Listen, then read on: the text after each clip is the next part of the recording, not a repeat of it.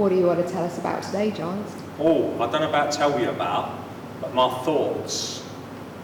I was just going to pick my pants out of my bum then, and I thought, no, I'm on a video, and now I've done it. Not for YouTube, eh? Well, and now for YouTube. It's done that. On training frequency and training in general, I think that most people are working, they're not living in a training camp. And we tend to think there are a number of times we should train every week. Maybe more is better, I don't know what people think, but we try and sort of maximise the number of times we train. And I don't think that's necessarily the right way to think about it. I think depending on the phase of training you're in, like powerlifters will train a bit less frequently than weightlifters, top class ones, because them lifting heavier weights just means they need a bit more recovery.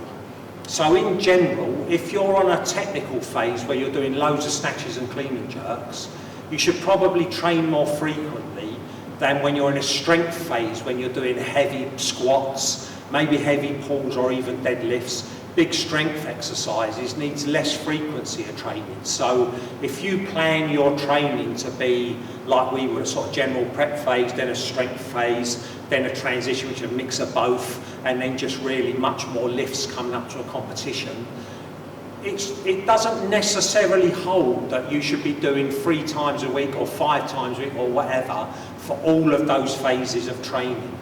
And if you're not, like if you're a member of a club like mine, I write a 3 times a week programme, you're a member of a club, you sort your week out to go a certain number of times, it's absolutely fine to do that, but increasing training frequency will put a bit more stress on you.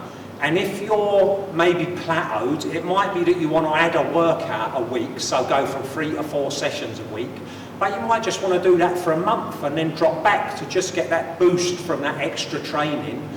But then you might train yourself into the ground a little bit, not being used to it, and then drop back to your 3 times a week and recover from that and get the benefits from that.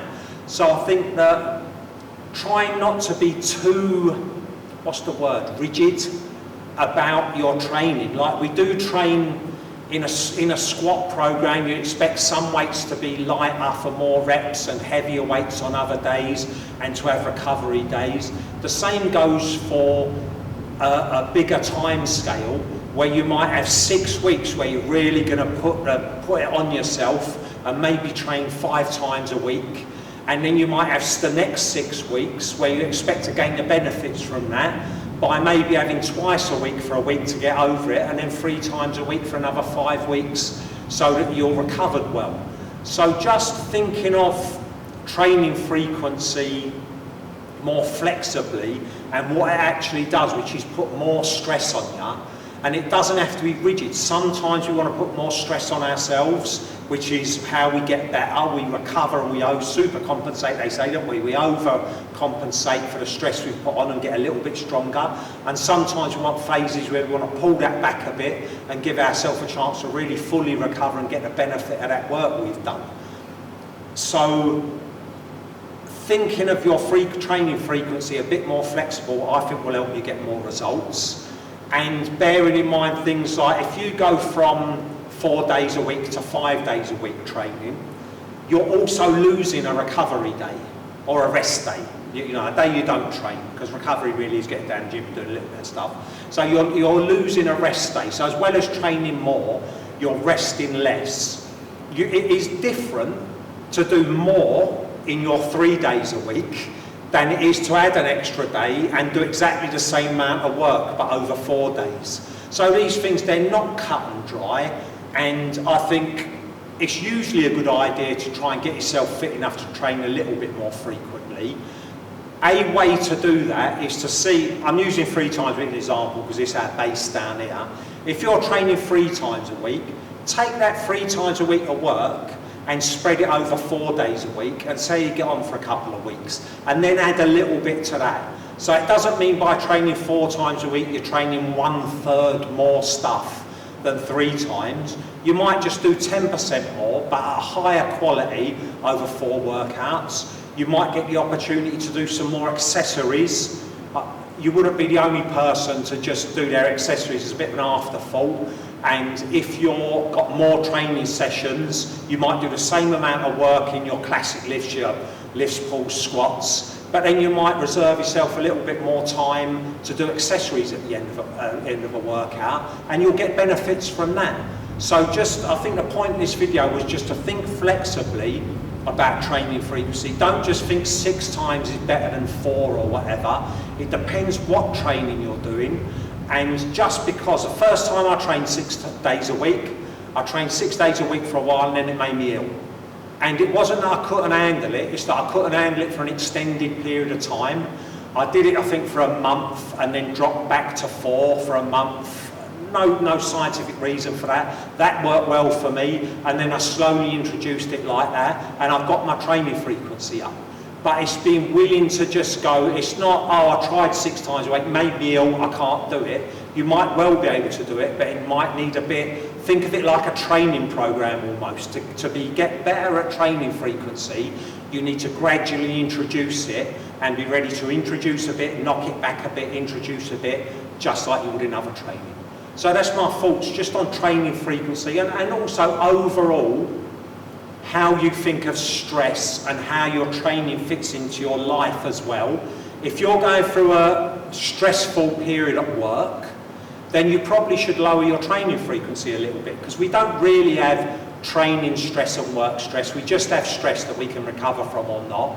So if work is a shit show, either, like, you love to go down the gym, maybe you think that's the thing I do that actually mitigates work, so maybe keep the weights down a tiny bit and just really enjoy your workouts and don't make them too stressful, because we've got like a stress bucket and we don't want it overflowing. We want it filling, emptying, but not overflowing. So try and think, I don't want to say holistically, but try and think of it in the round, your training stress, your training frequency.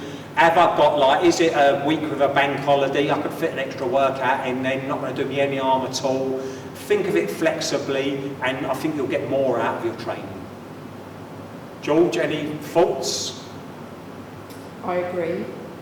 What's good for you at certain times is not necessarily good for you at other times. Yes. So yeah. George agrees more or less. Flexible mindset around it is definitely good. I'll put that on George a little bit. She weren't expecting me to ask her I wasn't. anything, but she knows about I these haven't things. So thought. if George agrees, right, Yeah. done. How was that, George? It was marvellous. Just for, like, I don't think people think about that stuff particularly. No, I think you're right. George, what's your thoughts on training frequency, etc.? I've just waffled about. So my thoughts on that are that I think about recovery frequency as Giles is doing some really weird shit behind the camera. I think about recovery frequency as much as I think about training frequency, and what that's led me to do is, whereas when I was young and in my 30s, I used to be able to train 6 days a week, sometimes 7 days a week, and recover from it and be absolutely fine. I can't do that anymore because I'm a dinosaur age. So what works for me now is I still do 6 sessions a week, but 2 days a week I train morning and evening, so that I can do all of my hard lifts in the morning and then come back later on in the day re-energised and focus on strength and accessories and not do them as an afterthought. And what that obviously gets for me is 3 days a week that I can actually recover properly, which seems to be quite helpful. Thanks, George.